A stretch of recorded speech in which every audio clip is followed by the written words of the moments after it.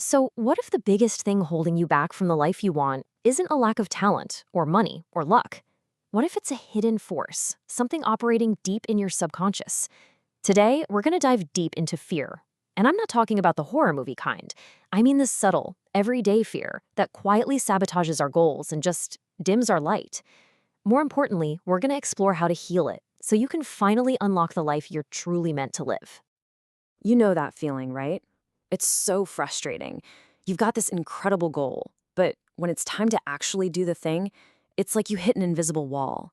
You find yourself scrolling on your phone instead of working, or you talk yourself out of a huge opportunity before you even give it a shot. That invisible force?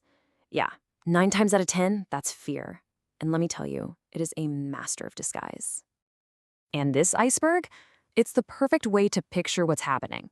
The anxiety we actually feel, the sweaty palms, the racing heart, that's just the tip. It's the part we can see.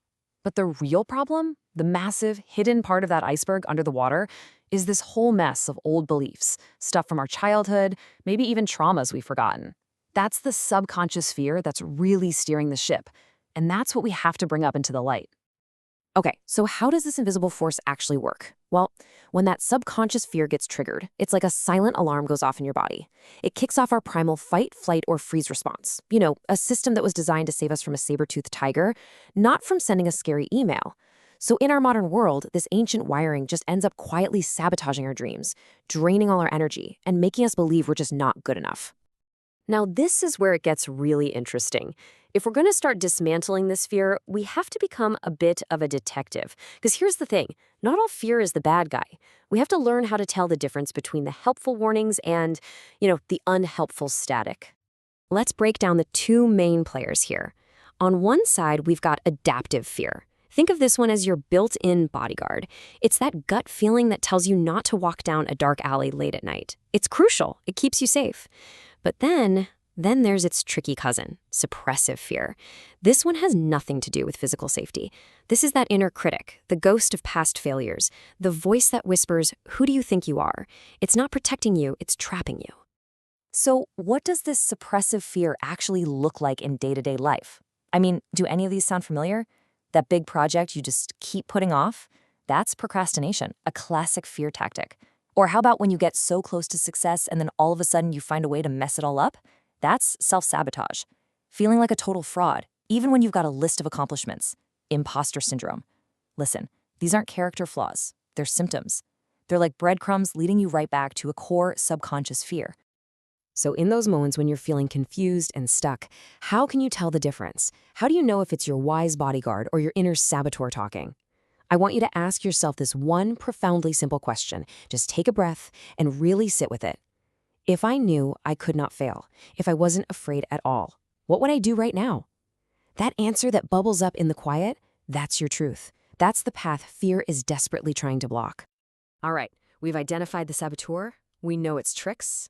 Now, let's talk about how to actually disarm it. And this isn't about going to war with your fear. Trust me, that just makes it stronger. This is about changing your relationship with it. Let's walk through a simple 3-step toolkit you can use. Here's the whole process, and it's probably simpler than you think. Step 1, acknowledge it. Instead of trying to push the feeling away, you turn toward it. Give it a name, like, "Oh, hello, fear of rejection. I see you're here." Then find it in your body. Is it a tightness in your chest, a pit in your stomach? Just notice it. Step 2, reassure it. This fear is usually just a younger part of you trying to keep you safe based on old info. So you talk to it like you would a scared kid. "Hey, I hear you. Thanks for trying to protect me, but we're okay now. I've got this." And finally, and this is the most important part, challenge it. Not with some giant leap, but with one tiny, almost ridiculously small, courageous step in the direction you actually want to go. And that's exactly what this quote gets at. Courage has never, ever been about not feeling fear. Courage is feeling that knot in your stomach, hearing that voice of doubt, and taking that tiny step anyway. It's about letting your reason for doing it be just 1% bigger than your fear, even just for a moment. Okay, so this is where the real magic starts to happen. All this inner work of healing fear, it's not just about feeling better. It's about fundamentally changing what you're able to create in your life. This is the true foundation of what people call manifestation. When you stop fighting with yourself on the inside, you start creating from this incredible place of power and wholeness.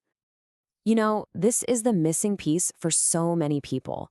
You can visualize a new car or repeat affirmations all day long, but if deep, deep down your subconscious is running a program that says, I don't deserve this, you're basically driving with one foot on the gas and one on the brake. It's not going to work. True manifestation isn't about just wanting something. It's about healing the parts of you that believe you can't have it.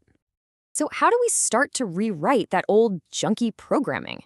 Well, we start by consciously choosing and practicing new core beliefs. Just look at these.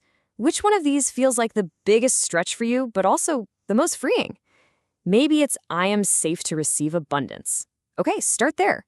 Write it down. Say it out loud when you wake up in the morning. So when fear whispers its old, tired story, you can hit it back with your new truth. This is how you build a new foundation, one belief at a time. So the whole cycle kind of looks like this. First, you get crystal clear. This is what I want to create. That's your intention. Then you take that small aligned action we talked about. That's your part of the bargain. And then, and this is the hardest but most important step, you release. You let go of your death grip on exactly how it's going to happen and when it's going to happen. You just trust that by doing your part, the universe will figure out the rest. See, fear wants to control every little outcome. Faith takes one step and lets the path appear. Let's end this with a complete paradigm shift.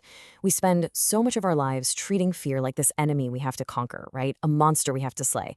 But what if we've been looking at it all wrong? What if fear isn't a stop sign? What if it's a compass? What if that intense feeling of fear is actually pointing you directly to the part of your life that holds the most potential for growth and joy and freedom? What if the thing you're most afraid of is actually the doorway to becoming your next level self? So, I'm going to leave you with that question again, but not just as a thought exercise. This is a real invitation. Looking at your life right now, at your biggest, wildest dream, if you are completely 100% unafraid, what's the very first tiny thing you would do? Not tomorrow, not next week, today. The answer to that question? That's your compass needle. That's your starting point. Go take that step.